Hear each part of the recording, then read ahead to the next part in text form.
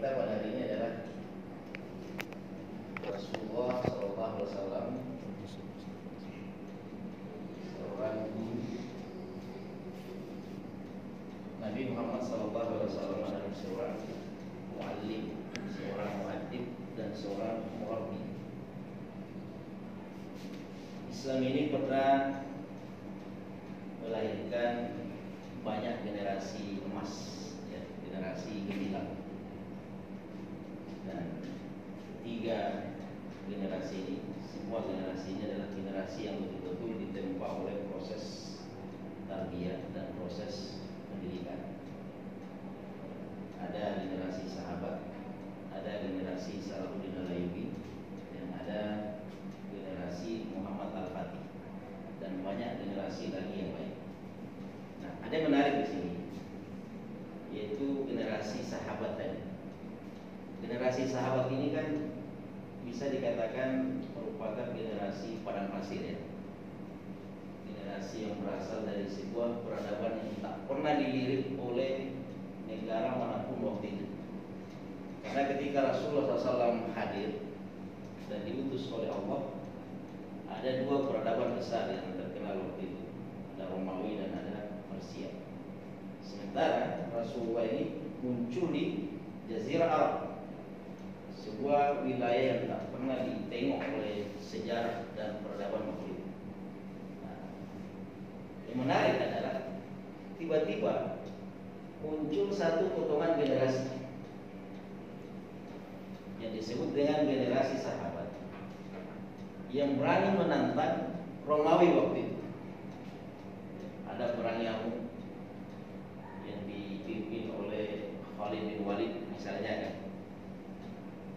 Jumlah umat Islam waktu itu 30.000 pasukan, sementara Romawi kurang lebih 200.000 pasukan. Riwayat yang lain mengatakan 150.000 pasukan. Nah, ini kan sebuah jumlah yang sangat jomplang sekali, 30.000 melawan 200.000 pasukan. Pertanyaannya, kok bisa lahir generasi hebat seperti ini, yang tiba-tiba muncul dari padang pasir, sebuah tempat wilayah yang tak pernah dipertimbangkan oleh peradaban waktu itu, dan berani melawan negara dikuasai? Sama lah mungkin hari ini, ya. Siapa yang berani menghadapi Amerika, menghadapi China, Rusia, Jerman, dan lain sebagainya? Sama dengan generasi sahabat ini, dengan bekal seadanya, persiapan yang pas-pasan. Nah, muncul pertanyaan, siapa guru dari generasi sahabat ini? Dan seperti apa kurikulum pendidikannya? Nah, kan itu biasa yang menjadi pertanyaan dasar dari kita. Ada mahasiswa, ada anak-anak yang berprestasi, tiba-tiba tampil di kancah nasional. Pasti orang bertanya, dulu sekolahnya di mana? Dulu kuliah di mana? Ibnu Sina. Siapa gurunya di Ibnu Sina? Dan seperti apa pola pendidikannya? Nah, sama dengan generasi sahabat ini. Generasi sahabat adalah generasi padang pasir tadi yang kami sebutkan, tiba-tiba mau berhadapan dengan Romawi. Romawi ini adalah negara dikuasa yang punya segala-galanya. Yang berani menantang Romawi waktu itu cuma satu, adalah Persia. Ini dua negara dikuasa sekaligus merupakan dua negara buyutan. Hanya ini yang mampu menghadapi Romawi, dan hanya Romawi yang mau berhadapan dengan Persia. Generasi sahabat ini berasal dari Jazirah Arab, berada di tengah-tengah dua negara dikuasa ini. Sekali lagi, Jazirah Arab ini tak pernah diperhitungkan, tapi kok tiba-tiba muncul dan mau berhadapan dengan Romawi. Nah, siapa gurunya? Dan seperti apa pola pendidikannya?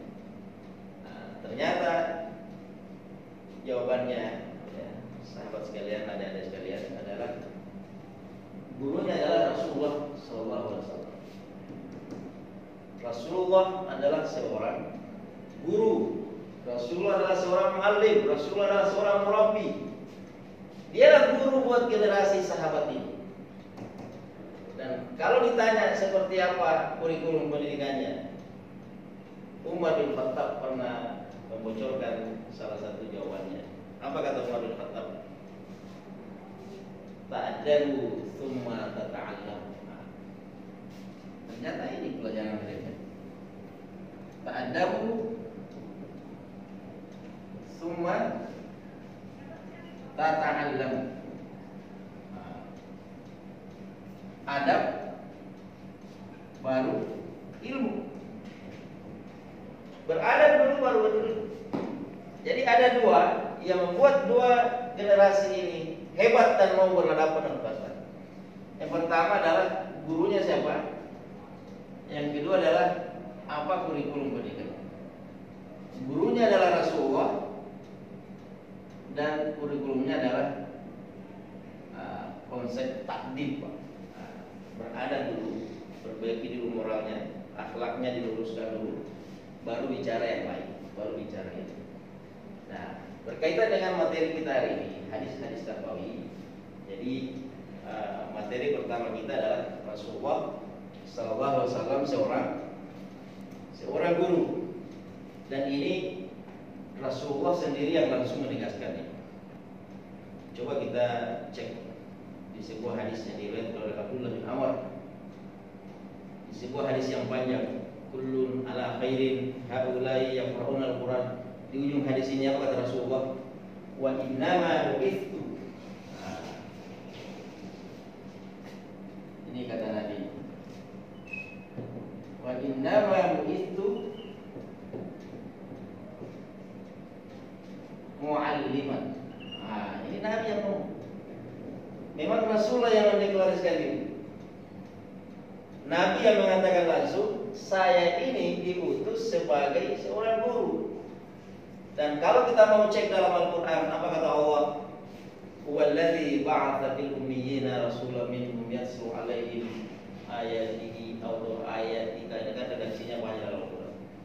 Wa yu'allimuhumul kitaba wal hikmah wa yuzakkihim innaka wa yu'allimuhumul kitab. Di sini kan ada konsep taklim. Sama yang disebut Rasulullah, innama bu'itsu mu'alliman. Saya diutus sebagai guru. Rasulullah adalah guru buat para generasi sahabat yang berani menantang Romawi waktu itu. Jadi adik-adik sekalian, sahabat mahasiswa dan mahasiswi, ini satu hal yang harus kita pahami, bahwasanya profesi guru itu adalah profesinya Nabi, profesinya Rasulullah SAW. Sebelum kita menjadi guru, Nabi sudah menyatakan diri sebagai seorang guru, dan Allah sendiri yang ngomong dalam Al-Quran, ya, huwallazi ba'atsa fil ummiyyin. Dialah Allah yang mengutus seorang rasul di masyarakat yang ummi, tak bisa membaca, tak bisa menulis. Diutus untuk apa? Salah satunya yu'allimuhumul kitab, untuk mengajarkan Al-Quran. Baik, mungkin ini sebagai ingatan. Nanti insyaallah kita akan lanjutkan di sesi diskusinya. Assalamualaikum warahmatullahi wabarakatuh. Waalaikumsalam warahmatullahi wabarakatuh. Ada pertanyaan? Pak Alim?